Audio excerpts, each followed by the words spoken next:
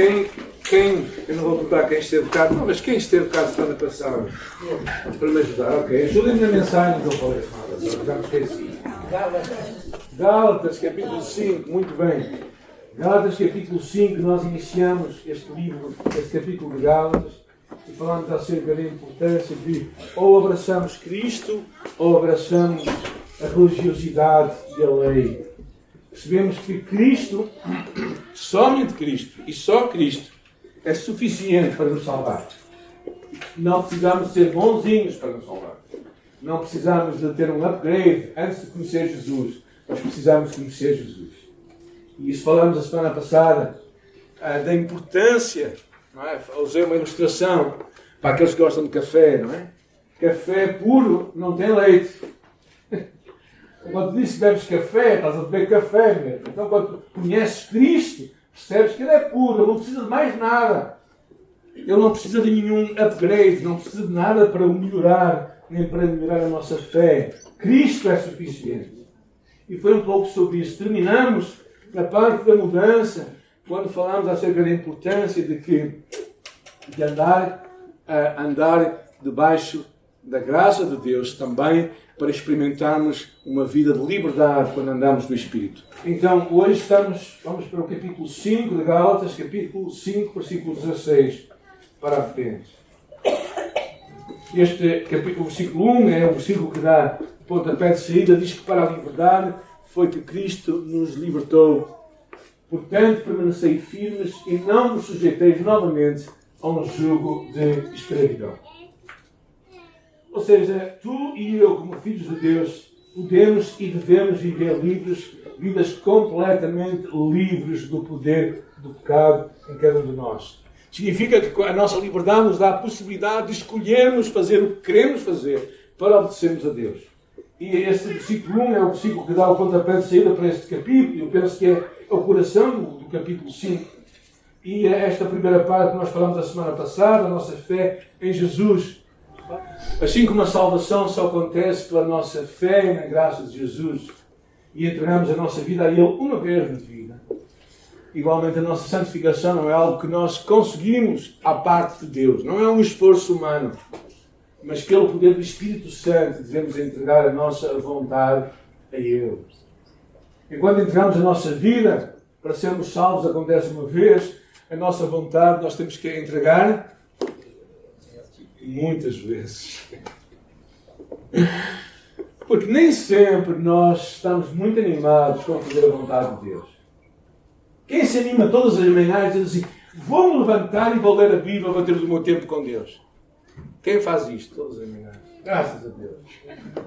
Graças a Deus.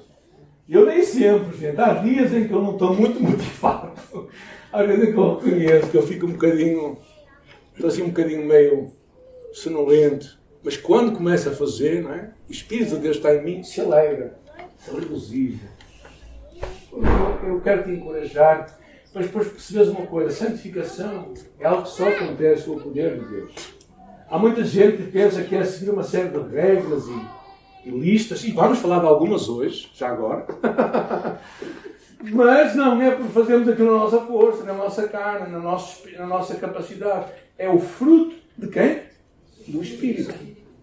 Então o que tem acontecido, basicamente, é tu deixares que o Espírito que está dentro de ti, se tu conheces Jesus, tens o Espírito que está dentro de ti, que ele começa a lutar.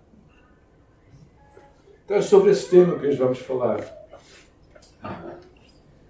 É basicamente um contraste forte as obras da carne e os frutos do Espírito. Vamos ler esta passagem.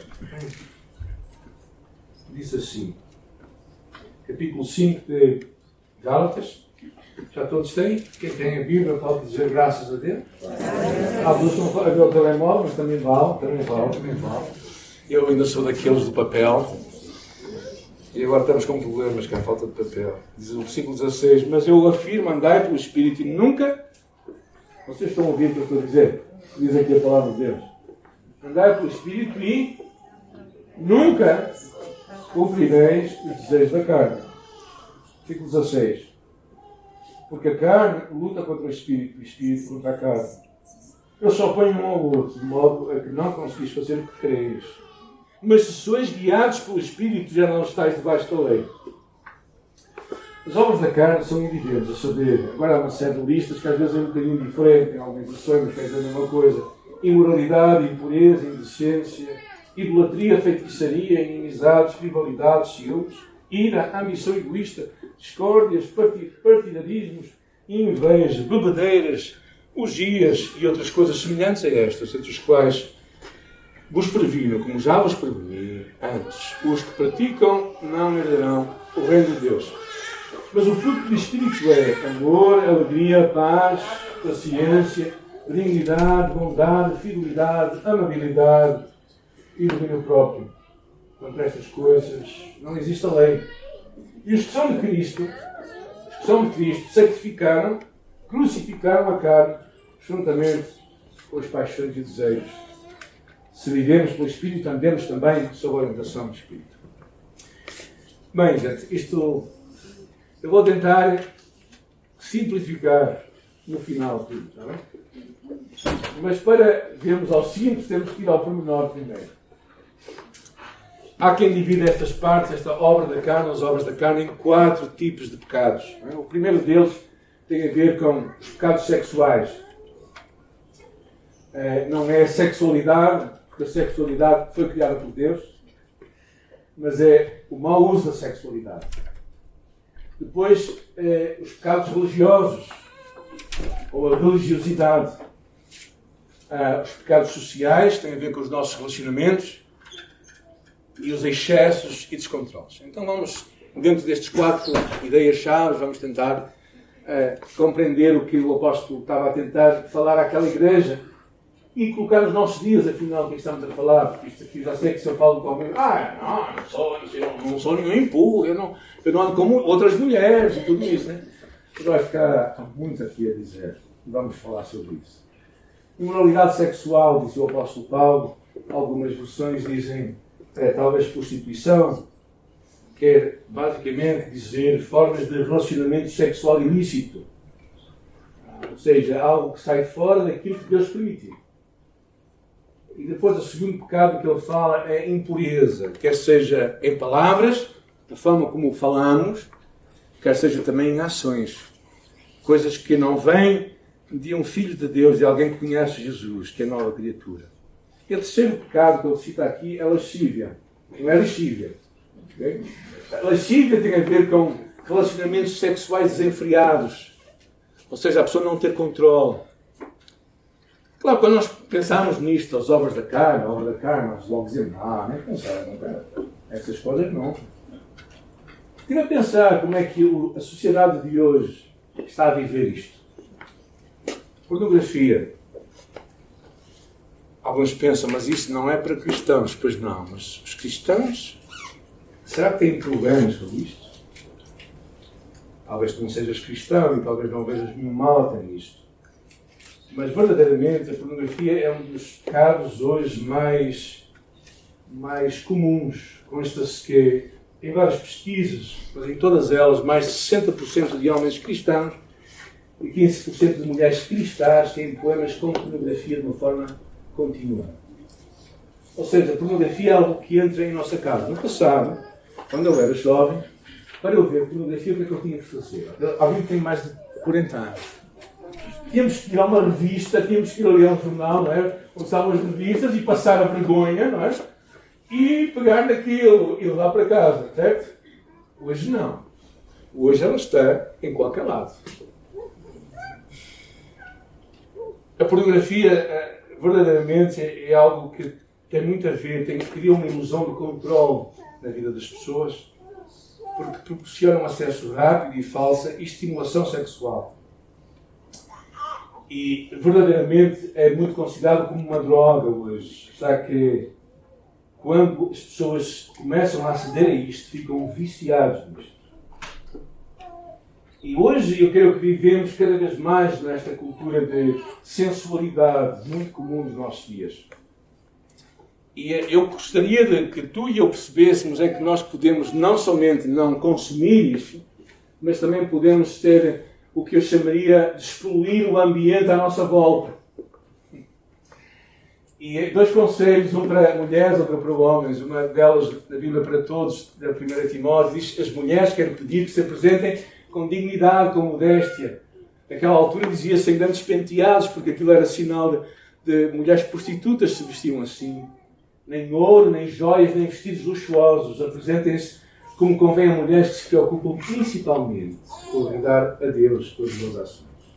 Mas a preocupação de uma mulher não deveria ser mostrar-se aos homens, mas mostrar-se a Deus.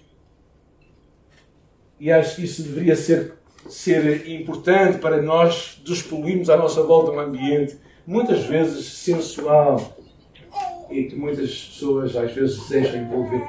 E uma palavra que eu gosto muito no livro de Jó, que é dita para os homens, diz: eu fiz uma aliança com os meus olhos. Como, pois, os fixaria numa virgem? Porque pelos olhos, que é as janelas da nossa casa, entram todas as coisas. E se há coisas que nós não podemos brincar, é com o problema da pornografia. Porque normalmente o escape de Deus vem no princípio da tentação. Vocês já pensaram nisso? Normalmente quando a tentação vem à nossa vida, nós somos cristãos, Deus nos dá o escape. Então quando tu pensas assim, eu sou capaz, eu sou mais forte que a tentação, esquece, já caíste, já foste comido. Porque tu não és mais forte que a tentação. Quando tu queres brincar com a tentação, tu vais cair nela. Infelizmente a pornografia é um dos grandes problemas de hoje. Relacionamento sexual fora do casamento, não é?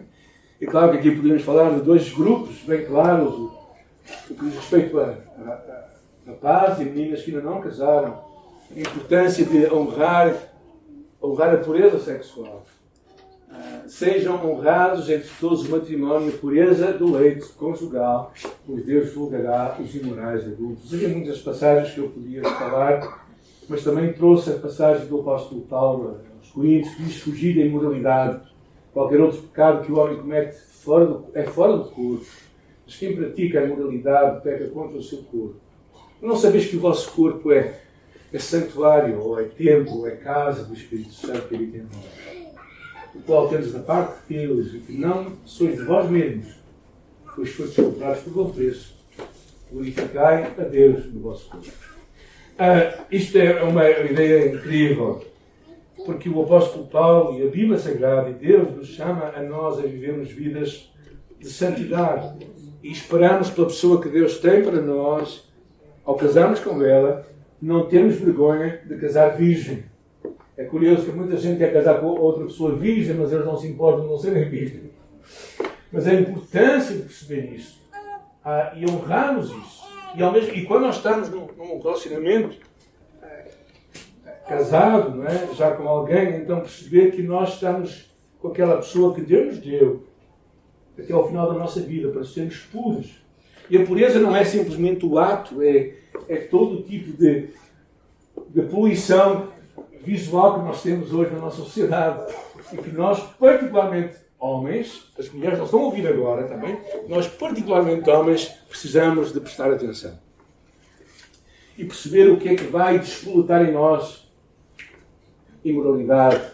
Não digo relacionamento necessariamente, mas pensamentos e atitudes que não agradam a Deus. E todos nós percebemos muito bem que estamos muito cansados, por exemplo. Estamos simplesmente a vaguear pela televisão, não é?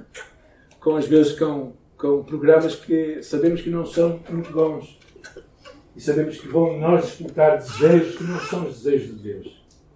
Então, algo que é importante quando pensamos nesta questão de relacionamentos sexuais tem a ver com esta ideia de termos pureza nos nossos relacionamentos.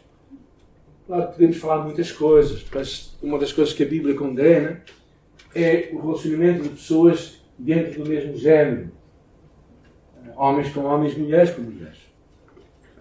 Havia muito para falar, eu não quero estar aqui Mas impressionou-me ao ler esta passagem, pela primeira vez, não lembro tantas vezes a Bíblia, pela primeira vez eu vi o que diz no final. Vou ler a passagem, que eu acho que vale a pena ler. Por isso Deus entregou a paixões desonrosas, porque até as suas mulheres substituíram as relações sexuais naturais pelo que é contrário à natureza. O homem, da mesma maneira, abandonou as relações naturais com a mulher Arderam em desejo sensual uns pelos outros. Isto foi escrito há 2000 anos, gente. Não é coisa nova. Não é coisa nova. Cometendo indecência, recebendo em si mesmo a devida recompensa do seu erro. Assim, por terem rejeitado o conhecimento de Deus, foram entregues pelo próprio Deus a uma mentalidade condenável, para fazerem coisas que não convêm. Os quais, conhecendo bem o decreto de Deus que declara, digno de mortos que tais coisas praticam, não somente as fazem, mas também aprovam os que as praticam. Por isso, há aqui duas coisas que eu quero dizer. Realmente Deus não é contra ninguém.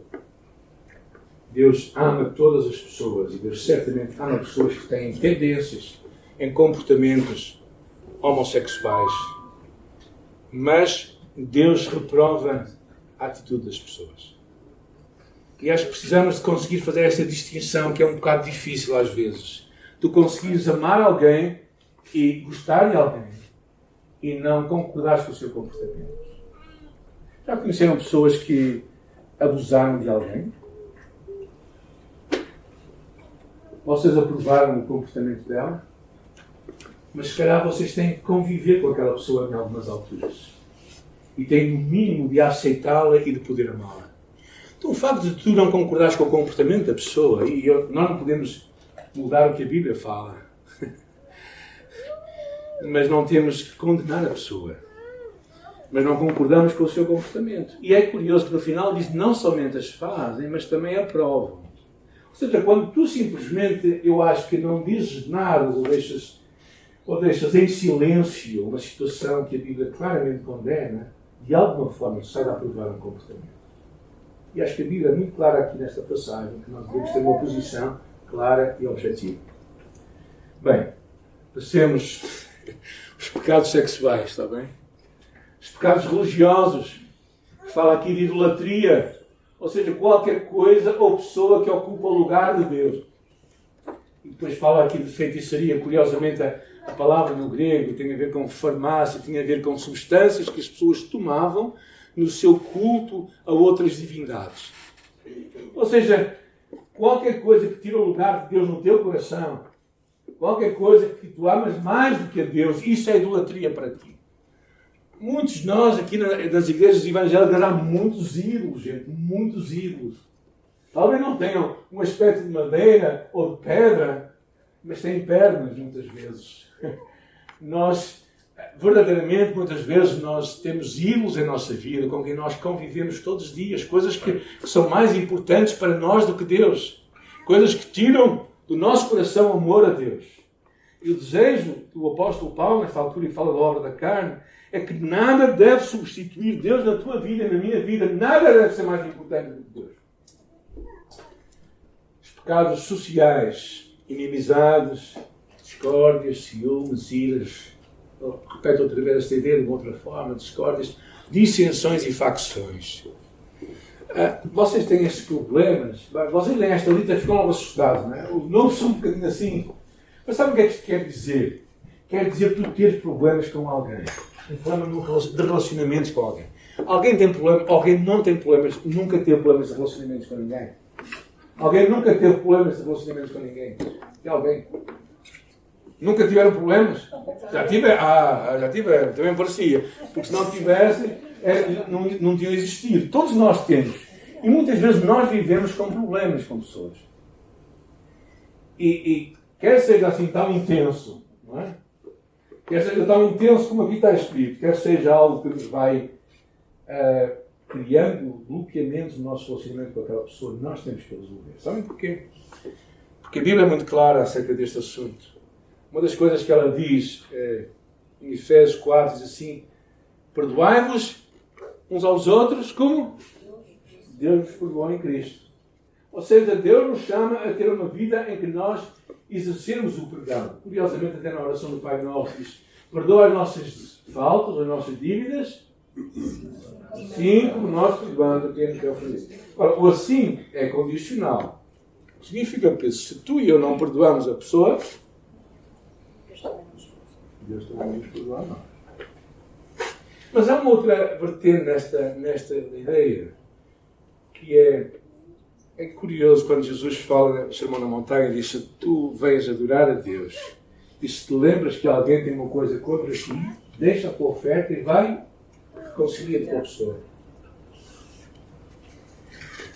Ou seja, a importância de nós termos os nossos relacionamentos e de resolvermos as diferenças entre nós. O quarto problema, o quarto tema que ele levanta aqui é o problema dos descontroles, dos excessos, do que é demais. Podemos incluir aqui, além da bebida, certamente podemos incluir muitas coisas, mas o que está aqui a falar, e ele diz claramente, não é? No versículo 21, bebedeiras, orgias e coisas semelhantes a estas.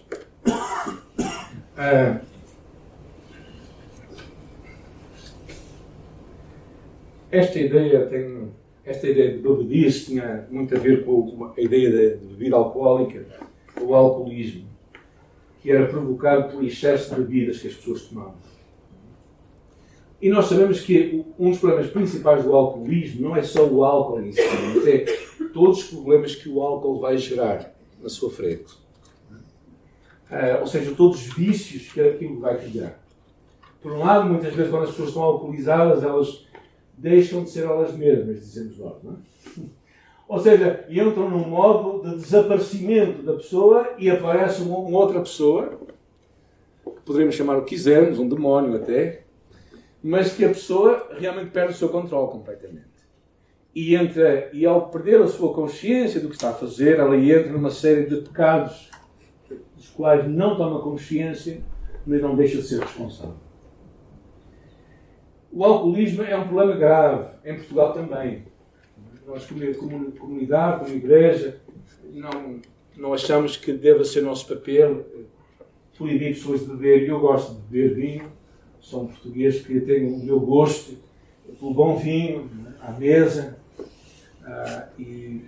Mas também entendo muitas vezes, e tenho trabalhado com o pessoal que tem problemas de alcoolismo, entendo muitas vezes o que é que o alcoolismo faz, quebrando relacionamentos, destruindo famílias e destruindo em muitos aspectos a vida de alguém. Não somente por uma questão de saúde, mas por uma questão de relacionamentos, uma questão de dar à pessoa uma indignidade tão grande que ela começa a entrar em caminhos completamente impensáveis. E aqui também havia esta ideia dos dias. Porquê? Porque naquela altura havia um deus romano, que era Dionísio, e havia uma festa no qual o pessoal todo se alcoolizava, não é? E entrava naquele modo assim de perdido, não é? Perdidão mesmo, diria o brasileiro, não é? Estavam mesmo perdidões e faziam coisas que eles nunca pensavam ser possíveis. Então eles entravam num excesso e num despreendimento. E o que é que levava aquilo? Levava, claro, a resultados tipo que acontece às vezes, na altura do carnaval, em alguns lugares, passado 9 meses, por alguma razão, há muitas crianças que nascem. Sem se contar, o que será? Ou seja, pessoas que entram num modo de isto são as obras da carne. Bem, vocês já devem estar a pensar, mas isso aqui nunca mais termina. E ele diz assim, quem vive na prática disto não verá o reino dos céus. O que ele quer dizer não é necessariamente que... Eu não vou perguntar quem já pecou algum destes pecados, está bem? Eu estou certo que de uma forma ou de outra, ou mais forte ou mais leve, todos nós teremos pecado, não é? Mas o que eu estou a dizer é quem vive sem arrependimento, quem está a viver uma prática assim continuada, sem deixar que o Espírito Santo mude a sua vida, então é sinal de que ela verdadeiramente não conhece a Deus. De alguma forma, há ali algum indicador de se o Espírito Santo, se a pessoa tem o Espírito Santo e a pessoa não está a ouvi-lo, alguma coisa está muito mal dentro dela. E por isso, eu não estou a dizer que alguém que tenha problemas de alcoolismo não vai ver o reino de Deus. O que eu estou a dizer é que alguém alguém que tem problemas de alcoolismo, antes de ver o reino de Deus, vai ver o reino aqui da terra e vai passar muitas dificuldades. Mas à parte disso, ela verdadeiramente, o que estamos a falar é que ela não vive numa prática sem pensar na sua vida, sem ter um arrependimento. Então, é muito importante perceber, estas são as obras da carne. As obras que a tua carne, que a minha carne quer fazer. De uma forma ou de outra. Ou seja, quando alguém fala mal de ti, o que é que tu queres fazer? Vai dizer, eu gosto tanto de si, é uma bênção a minha vida. Estou mesmo a exercer o perdão de Deus para si. Deus pôs na minha vida para ser uma bênção para mim. Não é? Nós queremos logo gostar, é normal. É a tua carne, é a minha carne. É a nossa tendência pecaminosa. Eu não diria que é a nossa natureza pecaminosa, porque eu não acredito que o cristão tem uma natureza pecaminosa. Nós somos novas criaturas. Isto é um shift que nós precisamos alcançar. Nós somos novas criaturas, nós somos uma nova criação de Deus. Mas nós continuamos com uma tendência pecaminosa dentro de nós que não desapareceu. Então, o que ele está basicamente a dizer, eu vou tentar resumir isto para entrarmos no melhor, que é o fruto do Espírito. Todas as obras da carne violam a lei do amor ao próximo. Porque sempre que tu praticas isto, ou violas o amor à pessoa com quem tu vives, ou a ti próprio, tu não te estás a amar quando tu entras num caminho destes. Não estás a amar a pessoa. Todas elas muitas vezes são praticadas em nome da liberdade. Eu faço o que quero. Mas na verdade elas vão te escravizar a ti. Tu vais te tornar escravo delas. E sempre pensamento é que elas não se podem erradicar por meras leis. Não vale a pena procurar uma igreja que seja muito legalista, que tenha muitas normas, e tu vais dizer, esta igreja tem muitas regras, que bom, eu vou ser um homem muito bom aqui. Não, esquece. Tu vais falhar da mesma forma como fazes em qualquer lado. O que tu precisas é deixar o Espírito Santo que está em ti, andar pelo Espírito e jamais cumprirás os desejos da carne. Vamos falar sobre isto no final também. Voltar a ideia do que é andar sobre o Espírito. A outra parte que nós percebemos é o fruto do Espírito. E a lista é interessante. Diz amor, alegria, paz, paciência, dignidade, bondade, fé ou fidelidade, humildade e domínio próprio. Ou seja, isto revela o fruto. O que é o fruto? É aquilo que uma árvore dá. Quando tu vais... Temos ali uma pareira ali atrás. O que é que aquela pareira está a fazer? E vocês estiveram lá de baixo, lá, não são tão grandes que... Eu sendo na frente. Então, o que é que o fruto do Espírito, basicamente, é aquilo que o Espírito Santo que está em ti e em mim, se és filho de Deus, quer produzir em ti. E não é os frutos, como ali está escrito e mal. Mas eu não consegui corrigir aquilo, paciência, perdão. É o fruto. Porquê que é o fruto? Porque é algo que vem em pacote. Alguns dizem, eu sou uma pessoa muito alegre. Mas não sou as outras coisas. Não, o que Deus quer produzir em ti e em mim é tudo, é o pacote todo. É como um cacho de uvas, não é? Daquelas grandes que agora existem, não é? Não sei onde é que é feito, mas... Algumas eu acho que estão fabricadas em alguma fábrica. Mas aquela é muito grande, em que tu comes uma e ficas satisfeito, não é? Mas é como se tivesse ali 9 gomos, não é? Ali que tu vais começar a tirar. Amor. E dividimos aqui em três grupos, não é? Os hábitos da mente. Viver com amor. Desejo intenso de agradar a Deus e fazer o bem aos homens. Alegria. Que tem a ver com o bem-estar. Não é estarmos a rir. Não é? A alegria tem a ver com um bem-estar interior. Há pessoas que não se riem tanto. Não é? Eu tenho tendência a rir mais do que se calhar devo em algumas alturas. Mas a alegria tem a ver com esta satisfação que está dentro de nós. Paz. Paz é este descanso que Deus traz ao teu coração e ao meu coração. E eu gostaria que, se calhar, tu se fosses fazendo uma paragem e dizer, como é que está o meu coração hoje? Como é que está a minha mente hoje, neste dia? Será que eu estou em paz na minha mente? Será que há tantas coisas a tribular-me? Será que eu sinto-me bem? Ou será que eu estou aqui numa guerra interior? Depois ele continua falando do relacionamento com os outros, diz paciência. Eu gosto de chamar isto sermos generosos com os outros.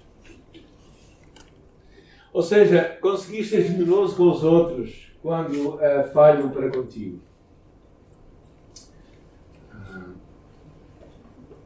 Benignidade, sermos gentis, bondosos. Uma doçura, um comentário diz assim, doçura de temperamento, sobretudo predispondo-nos a uma atitude afável e cortês, que nos deixa abordáveis quando alguém nos magoa. Ou seja, sermos pessoas alcançáveis, tem a ver com esta benignidade, não é? Aquela ideia de que nós não cortamos, mas continuamos a sermos generosos para com Ele. A terceira coisa que fala bondade. O Martinho Lutero diz: uma pessoa é bondosa quando se dispõe a ajudar aqueles que estão em necessidade. Ou seja, de alguma forma, o fruto do Espírito não somente é para nós, a nossa mente, a nossa vida interior, mas é para os nossos relacionamentos. Como nós podemos nos relacionar com os outros. E também, no final, os outros três, tem a ver com o nosso comportamento. Fidelidade, ou seja, sermos pessoas de palavra, fiéis, confiáveis. Alguém de confiança. Conheci uma pessoa que sempre que marcava um encontro comigo, ela ou não aparecia ou aparecia muito tarde. Sabe o que aconteceu à terceira vez? Eu simplesmente não acreditei e não apareci. Há pessoas que são assim. Fidelidade é sermos pessoas confiáveis. Depois fala mansidão, modéstia, gentileza. Alguém como Jesus, a quem nós podemos entregar os nossos fardos e males. E a última característica muito interessante é o domínio próprio. Provérbios diz assim: quem tem paciência é melhor que o guerreiro. Quem tem domínio próprio é melhor do que aquele que conquista uma cidade. Sabe qual é a maior parte dos nossos problemas? Porque é que vem? Porque nós não temos domínio próprio. Lá nos vossos relacionamentos conjugal, na vossa casa, não sei se alguém tem problemas em casa, de vez em quando, mas de vez em sempre. Mas de vez em quando, não é? E às vezes nós devíamos fechar a matraca, não é? E não conseguimos, não é? E logo explodimos. Domínio próprio, essa capacidade, às vezes pode usar algumas técnicas. Eu tenho algumas técnicas pessoais.